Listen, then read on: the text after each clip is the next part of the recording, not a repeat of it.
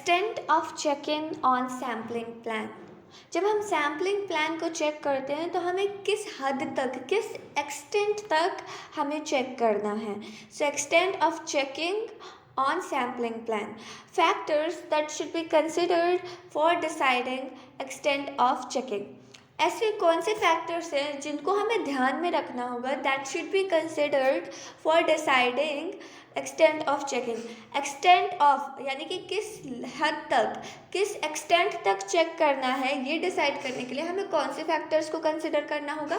पहले हमें size of the organisation देखना होगा अंडर ऑडिट, कि ऑर्गेनाइजेशन कितनी बड़ी है, हमें ऑर्गेनाइजेशन का साइज़ देखना होगा। सेकंड चीज़ हमें देखना होगा कि उसके इंटरनल कंट्रोल्स कैसे हैं, इफ़ेक्टिव है भी या नहीं, राइट। एंड तीसरी चीज़ जो है हमें क्लाइंट की देखनी होगी कि जो adequacy and reliability of books and records, क्या उसके बुक्स एंड रिकॉर्ड्स एडिक्वेट हैं एंड रिलायबल हैं। तो अगर और जैसे कि फर्स्ट पॉइंट पे हमने पढ़ा था साइज ऑफ ऑर्गेनाइजेशन, तो अगर ऑर्गेनाइजेशन का साइज़ बड़ा होगा तो ऑब्वियसली हमें हमारे टेस्ट ऑफ डिटेल्स को हमें बढ़ाने पड़ेंगे, और अगर इंटरनल कंट्रोल्स इफेक्टिव होंगे तो हमें टेस्ट ऑफ डिटेल्स को कम करने पड़ेंगे। हमारे बुक्स एंड रिकॉर्ड्स रिलायबल है, एडिक्वेट है क्लाइंट के, तो हमें टेस्ट ऑफ डिटेल्स को कम करने पड़ेंगे, राइट, क्योंकि वो तो रिलायबल हैं, तो हमें ज़्यादा चेक करने की ज़रूरत नहीं है। ठीक है, तो ये तीन हमने क्लाइंट की चीज़ देख ली।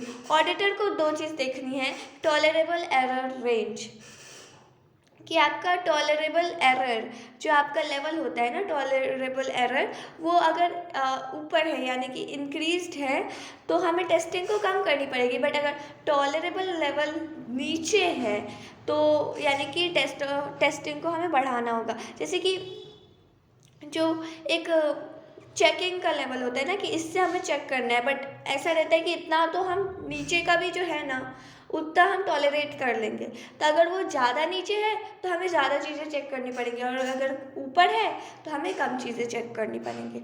दूसरी चीज़ हमें ऑडिटर की देखनी है कि डिग्री ऑफ डिज़ायर्ड कॉन्फिडेंस, मतलब हमें किस डिग्री यानी कि किस परसेंटेज, किस डिग्री, किस लेवल तक हमें कॉन्फिडेंस देना होगा यूज़र को, अश्योरेंस किस लेवल तक देना होगा। अगर हमें ज़्यादा कॉन्फिडेंस देना है यूज़र को, ज़्यादा अश्योरेंस प्रोवाइड करना है, तो हमें ऑब्वियसली टेस्टिंग बढ़ानी होगी।